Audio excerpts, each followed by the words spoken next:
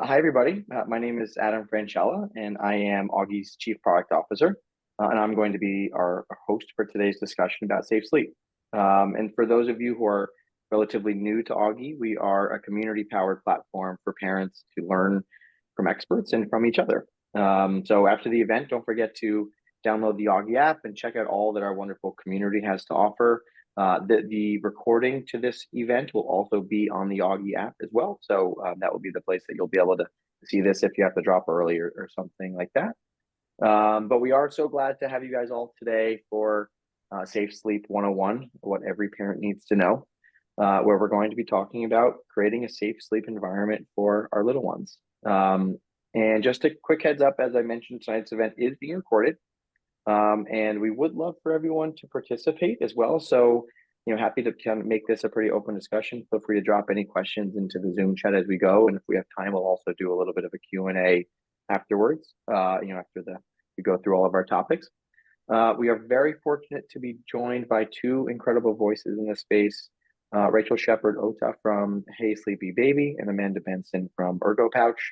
They'll be guiding us through safe sleep basics, practical tips, and answer as many of your pressing questions as we can get to. And ladies, I'll turn it over to you guys to introduce yourselves a little bit further, then we'll dive into some topics. Great. Do you want to start, Amanda? You go. Okay. Hi, everybody. I'm Rachael. As Adam mentioned, I'm the founder of Hey Sleepy Baby. I have 3 little ones of my own, and I live in San Francisco. And I'm excited to speak with you all today. I think safe sleep is obviously such a huge topic. It's so important, but there is also some nuance to be had. So I'm excited to take everybody's questions. And I'm Amanda Benson. I am the global marketing leader at a brand called ergoPouch. So we are headquartered in Melbourne, Australia. That's where I'm joining you from today, but the accent is Kiwi. And we are we make organic TOG-rated sleepwear from newborn to 6 years old. The brand has been in the US for about 10 years now, but we will be celebrating our 16th birthday next month. So I've been with the brand for 7 years. I've got 2 kids of my own who are 8 and 10 now, so they've really grown with the brand. And yeah, really excited to be here today. I've heard all the questions about safe sleep environments, keeping babies warm, dressing babies appropriately and comfortably for sleep over the years. So I am really looking forward to answering your questions and helping you all out with safe sleep.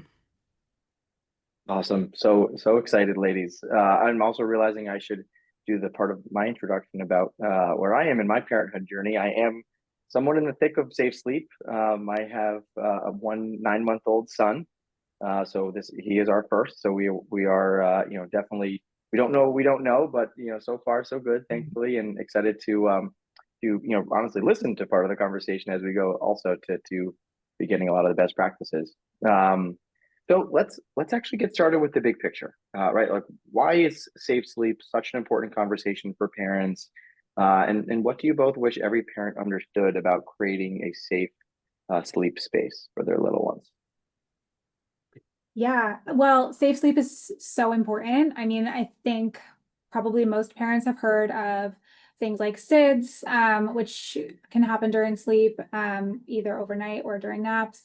And there's also then accidental things that can happen during sleep that, of course, is also a huge tragedy and that we want to avoid as much as possible. So it's really important for parents to be educated as soon as possible. Before birth is great. Newborn periods also great.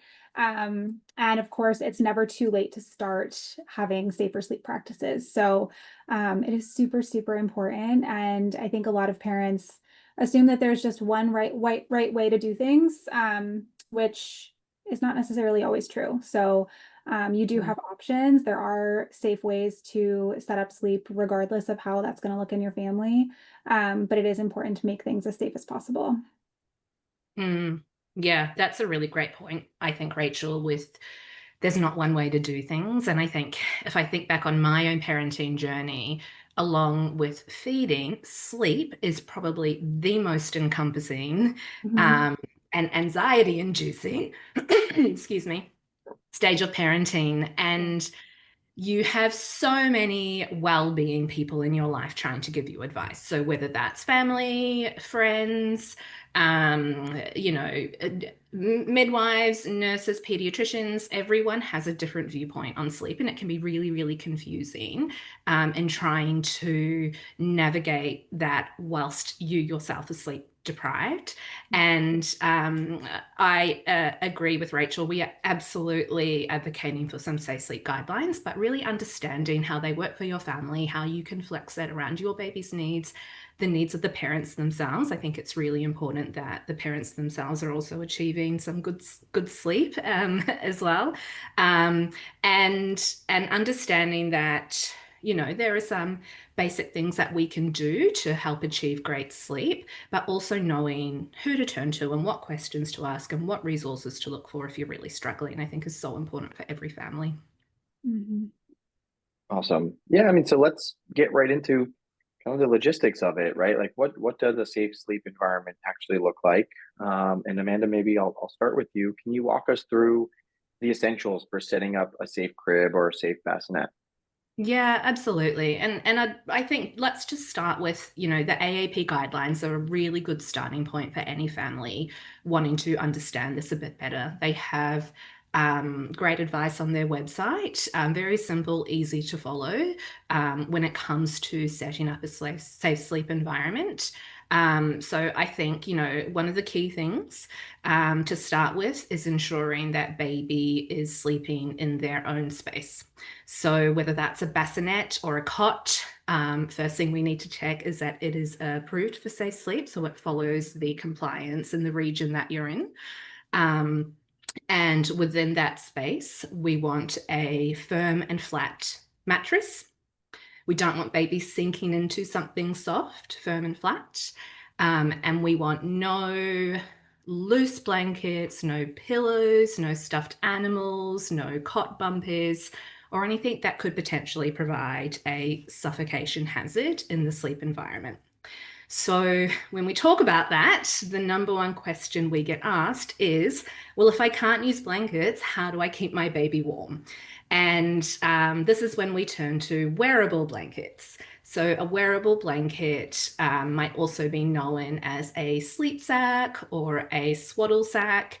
And it's a product that's designed to keep baby warm without posing a suffocation hazard or risk in the sleep environment. I think we'll talk through sleep sacks a bit later on, and how we use different sacks and different what we call TOG ratings when we're sleeping baby. But I think the key thing to focus on is baby is in their own sleep space. So that doesn't mean a different room from the parents. Ideally, we want them in the same room for the first 6 months. But own sleep space, firm flat mattress, a fitted sheet. There's recently been studies around the effects of CO2 rebreathing when it comes to sheets and mattresses. So a regular fitted sheet on a mattress, when a baby breathes out CO2, that CO2 gets absorbed into that sheet and mattress, and there is a slight risk that baby can breathe that CO2 in on an inhale.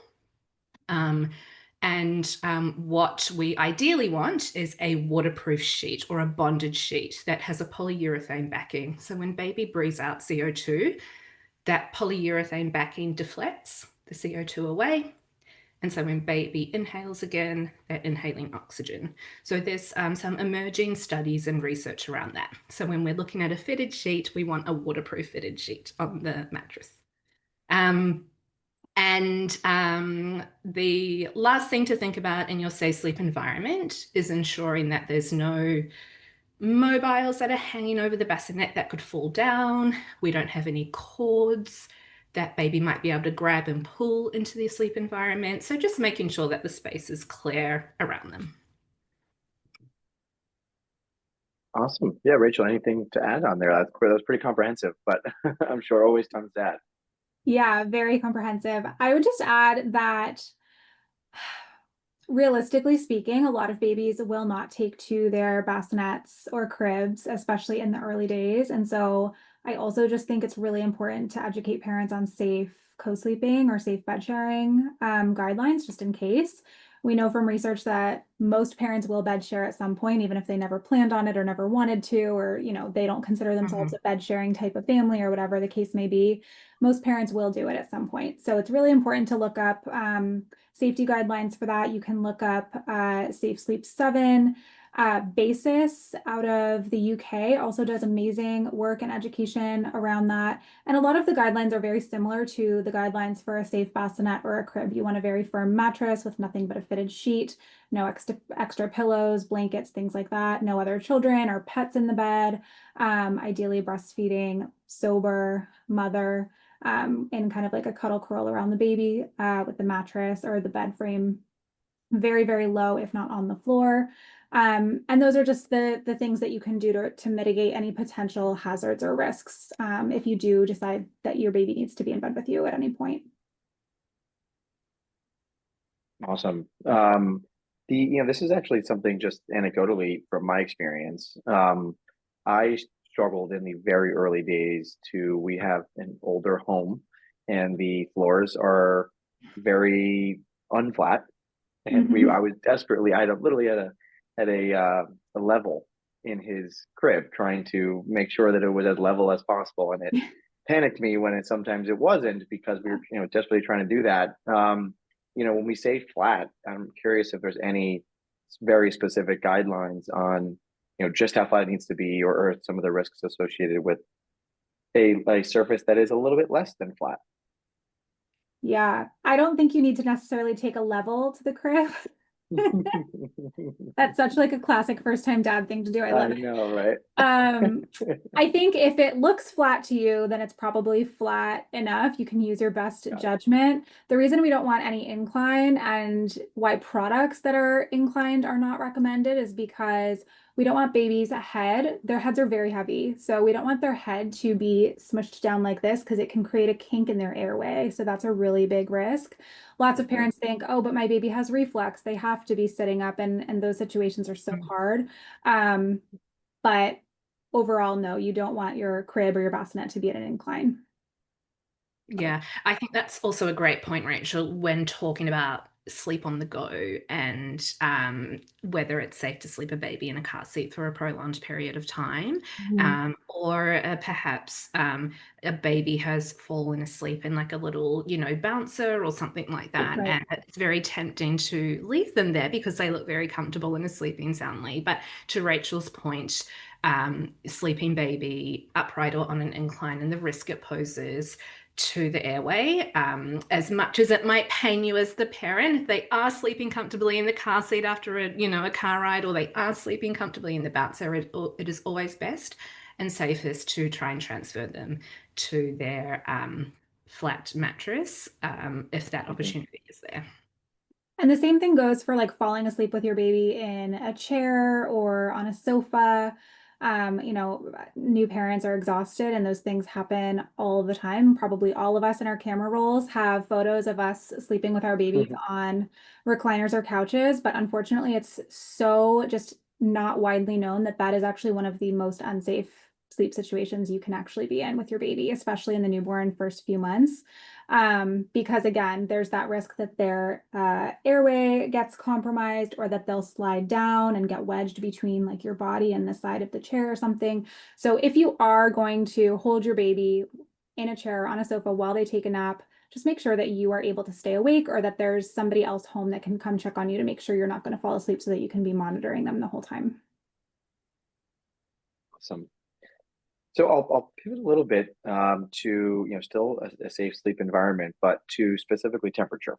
And I think as parents, we're constantly wondering, is my baby too hot, too cold, or just right? And we're in a lot of places we're in changing seasons weather-wise, so it makes it even more challenging to adapt to the weather as we figure out whether to put on the heat or AC or whatever it might be.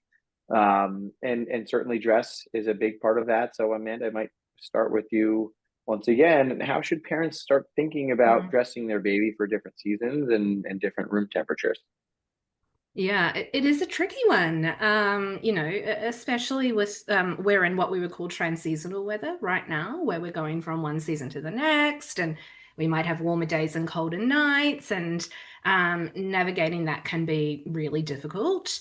Um, you know, we also, our current parenting generation, when we were babies, you know, we slept with multiple blankets on probably a sheepskin rug, and that's kind of the information we've been passed down from an older generation. But we know now that things have changed, and we have products that can allow us to sleep baby in a safer manner for a room temperature in an appropriate way. So when it comes to wearable blankets that I mentioned earlier, we advise that parents are using what we call a tog-rated sleep sack or a tog-rated swaddle sack, depending on the age and stage of the baby. So I'm just going to talk about newborns for now.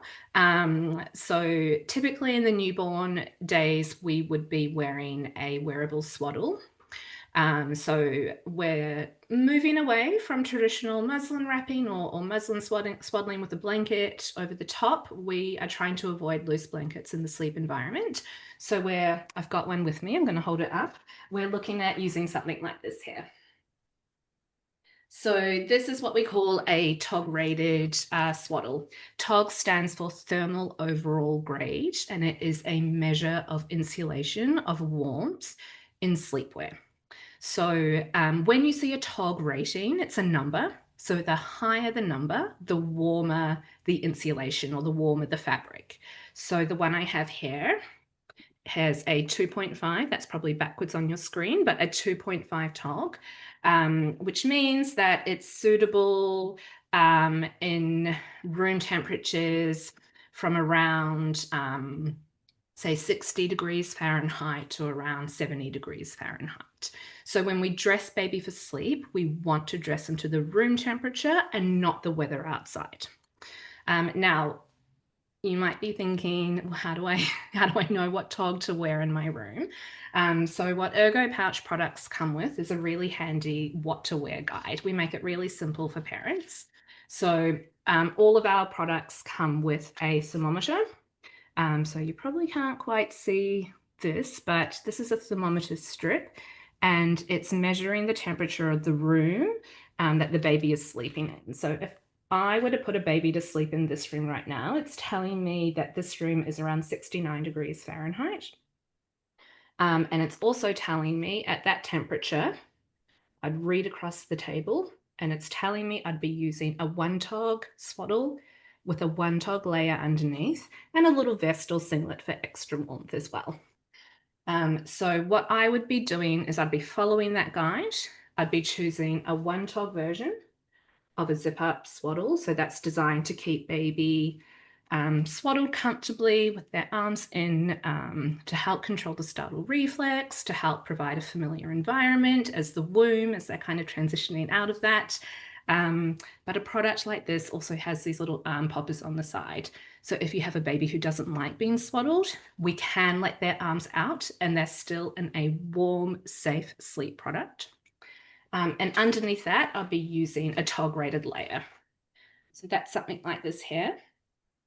Now, the guide told me I'd be using a 1-TOG layer in the room that I'm in at the moment. So it's quite a simple system.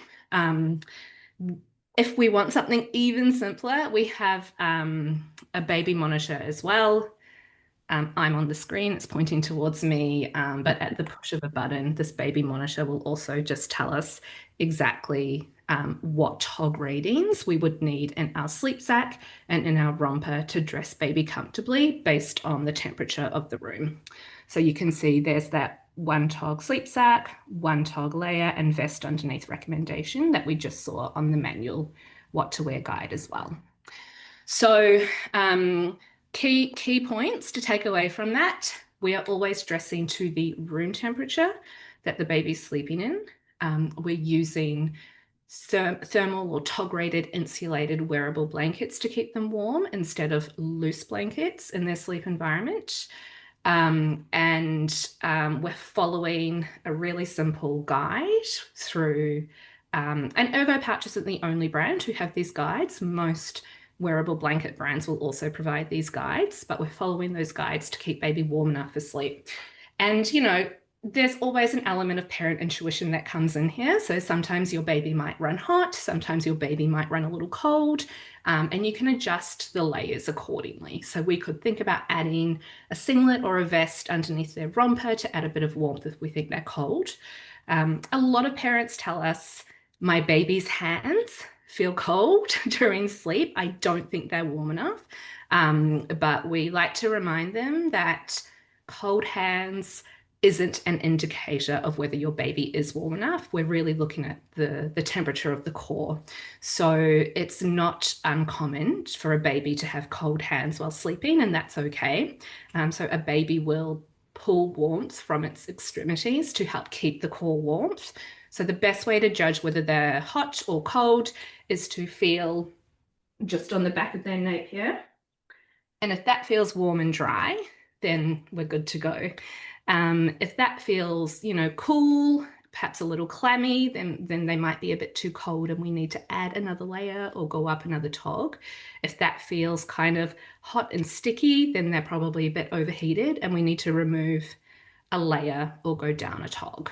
So that's a kind of easy indicator for parents. So we don't go by hand or feet coldness, but by how the core body or the torso feels. And I think as well, when it comes to thinking about wearable blankets for your child, we want to make sure we're looking for fabrics that are breathable, that are not going to pose a risk of overheating. Overheating can be a contributor to what we call SUID, but I think SUID, S-U-I-D in the Fluid, yeah. SUID, yeah. Yeah. SUID. So overheating can be a contributor to that. So we're looking for natural fibers such as organic cotton that are breathable, that are going to help regulate temperatures. We're trying to avoid synthetic fibers, which are great at trapping heat, but not releasing heat. So synthetic filled sleeping sacks, we're trying to avoid. We want something that's breathable, that's going to help baby regulate their temperature. And also in thinking about, sorry, I've got my dog in the room and I think he's about to go off at somebody crossing the street. So I'm going to apologize in advance if you can hear a dog barking in the background. Sorry, just getting back to with transseasonal temperatures, where we're, you know, putting baby to bed and it might be a bit warmer, but it gets cooler overnight.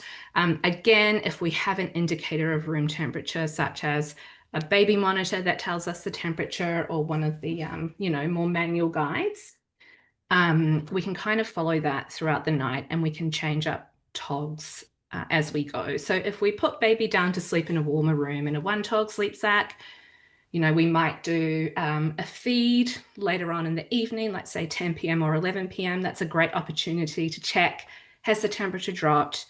Do I need to put a warmer sleep sack on baby now? Or we might have that situation at a 2 a.m. feed or a 3 a.m. feed.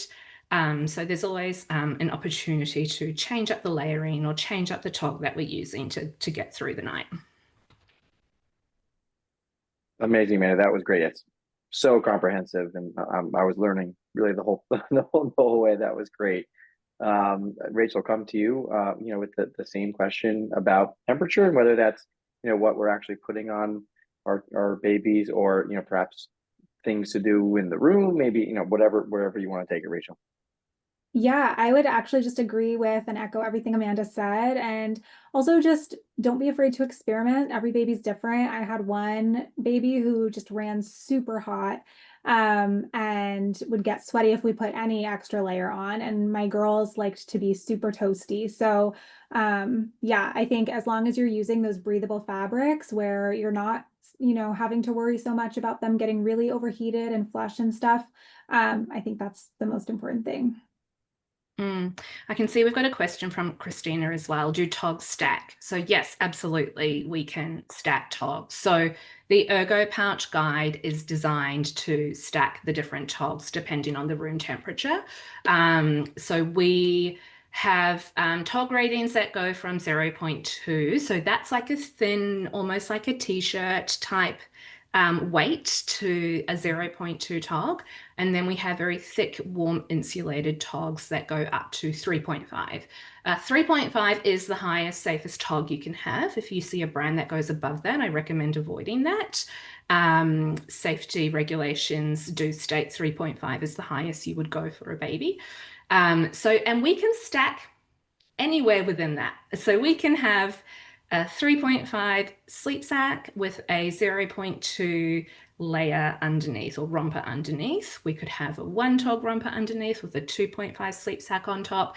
So it really just depends on your room temperature, how you're going to stack those layers up. So again, looking at the ergoPouch guide, I'll bring that in for a close-up. You can see here how we've got, based on this room temperature over here, how we can stack up different tog rated sacks with their different tog rated layers underneath. So you can see all the combinations of the rainbow there. And like Rachel said, some parents will follow the guide to a T and it's great for their baby, but sometimes we need to flex within that depending on whether the baby does run hot or the baby does run cold. So yeah. Awesome. Yeah. Awesome. Thanks, you guys. So moving on to our next topic, Rachel, I'm going to come to you with this one for now, to start at least.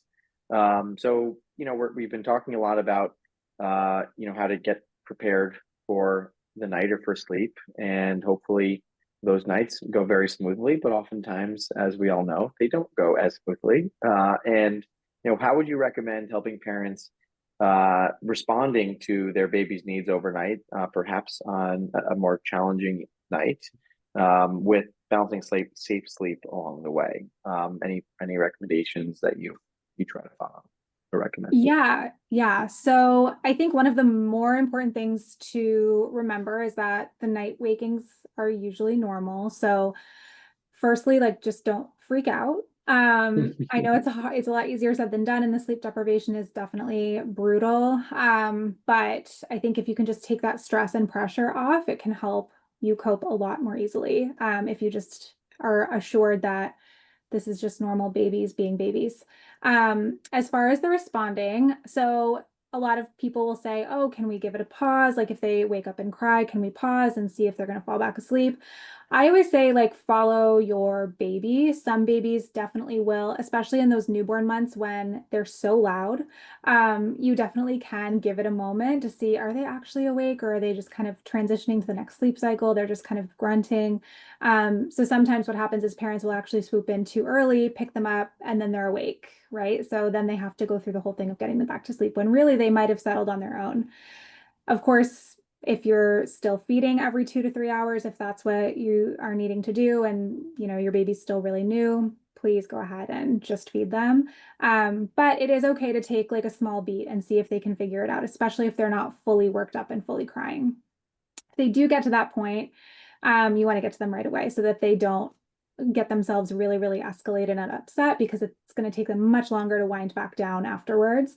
And as far as soothing them back to sleep, again, it really depends on your feeding plan and your baby's age and their weight and all of that kind of thing. So you can talk to your doctor about that. But generally speaking, again, night wakings are super normal. Night feedings are super normal throughout the whole first year. And it's often the quickest, easiest way to get them back to sleep. So go ahead and feed your baby if that's what feels right.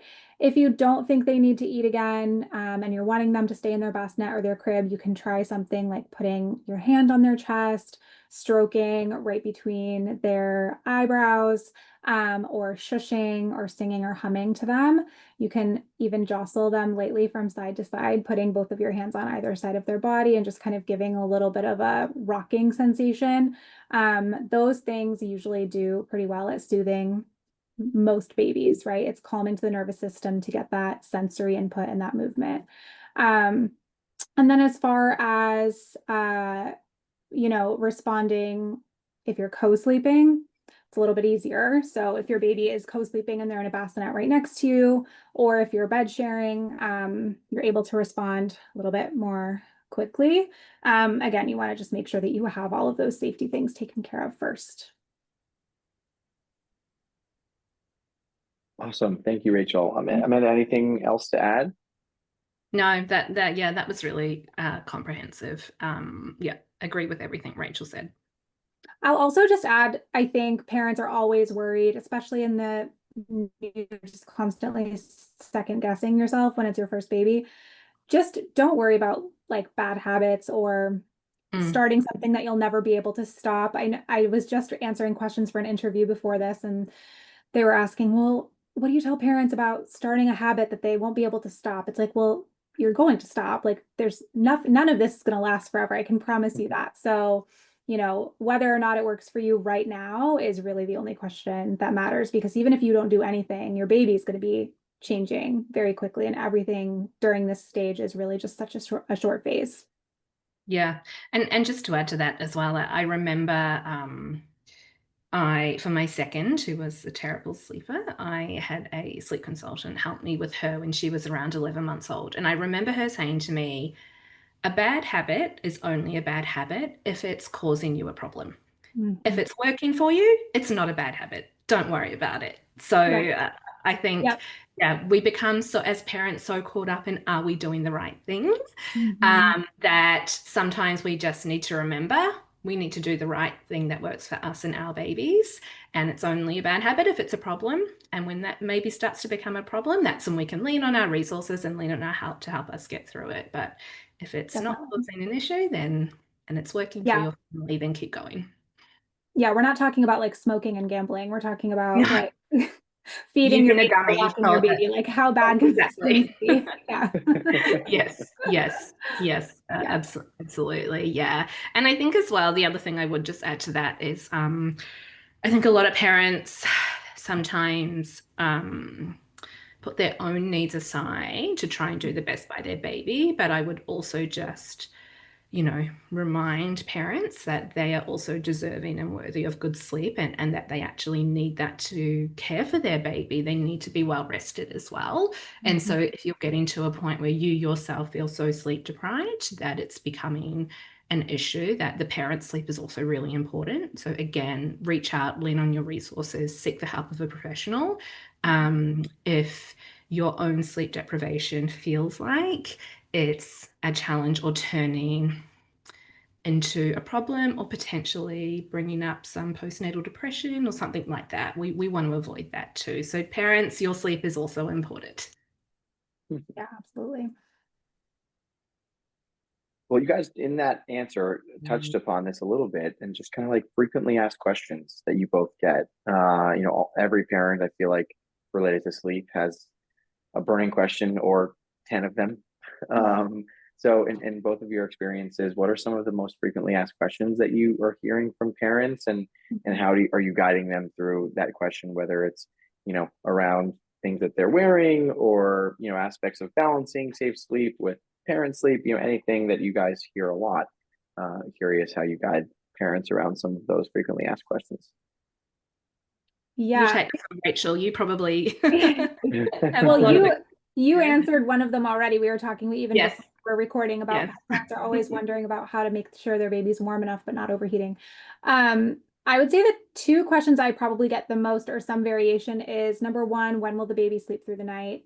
And number two, what do they do if they're not going to do like a cry it out or something like that?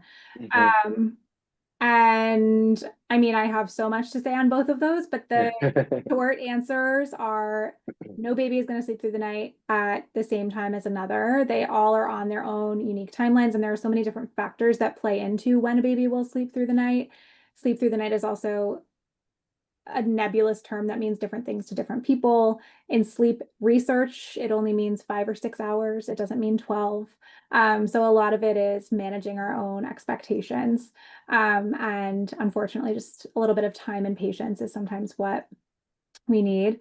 And then the other question that I get a lot is, I don't really want to sleep train. I don't really want to do cry it out or Ferber or whatever method you're talking about, but like, what do I do?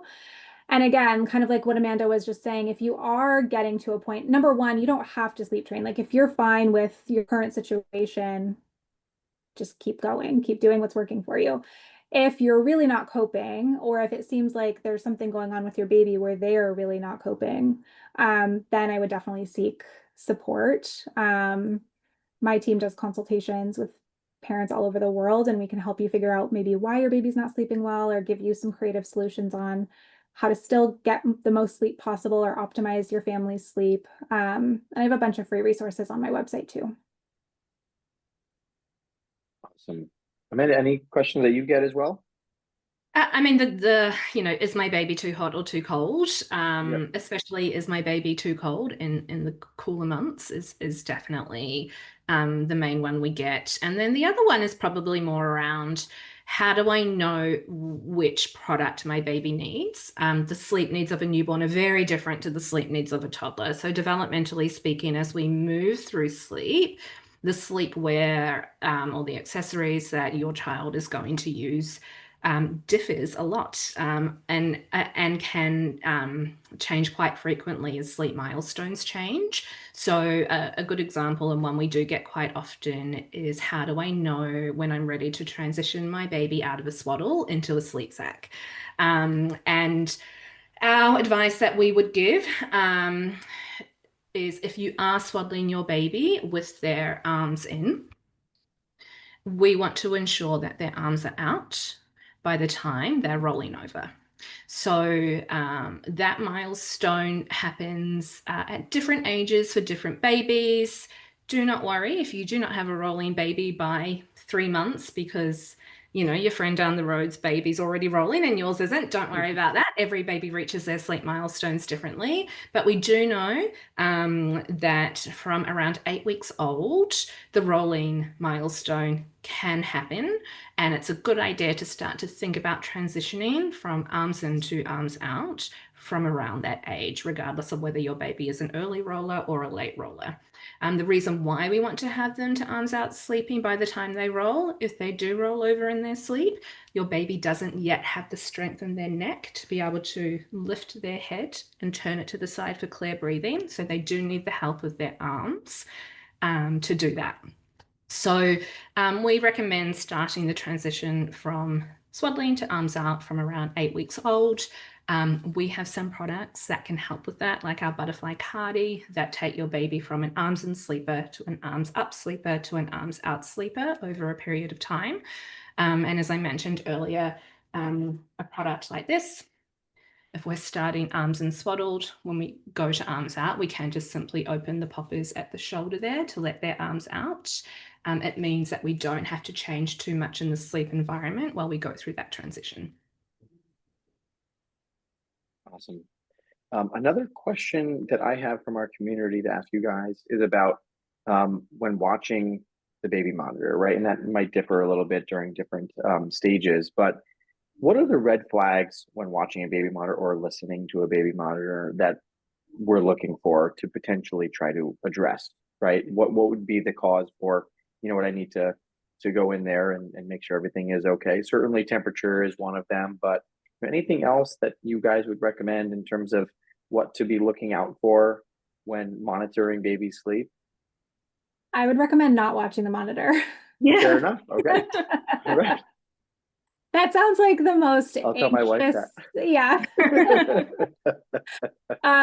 Yeah, if you're looking at the monitor, like, you're going to see something that makes you be like, what's happening? What's going on? What was that? Right. Yeah, if you have like a good monitor, even if it's not a video monitor, most of the time babies are gonna let you know when they need you.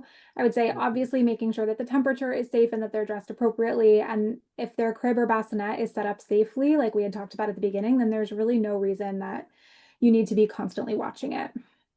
Yeah. Yeah, absolutely. And a lot of monitors nowadays, if you do want to be alerted if the temperature changes, then you can set up an alert, but you don't need to be constantly monitoring your monitor. Your monitor's doing that job. I think as well, a lot of brands pander to the fear or the anxiety parents have around sleep. And so we're seeing these things like breathing monitors, or, they attach to the mattress and they tell you if the mattress moves, or there's so much technology that rely on preying on the fears of parents. And actually, there's very little evidence that they provide safer sleep for a baby. So I just saw Rachel reply to Christina's comment around a night nurse doesn't necessarily enhance safety. It's just spending more money. That's kind of how we feel about expensive technology that monitors all these different things. It's not necessarily providing there's no evidence it's providing safer sleep for your baby. You're just spending more money on a kind of assuaging your own fear, but it's not necessarily. As Rachel said, if we have a safe sleep setup, we know our baby is warm, they're not going to overheat, then, you know, trust your instinct that you've got that right as the parent, and let the monitor do the monitoring. If you need to, you can set a couple of alarms to tell you if the temperature drops, or if you're, you know, baby is crying loudly, you can set the sensitivity on your monitor. But yeah, you've got this, parents. Don't stress. Very well said. I agree with everything you just said. Yeah.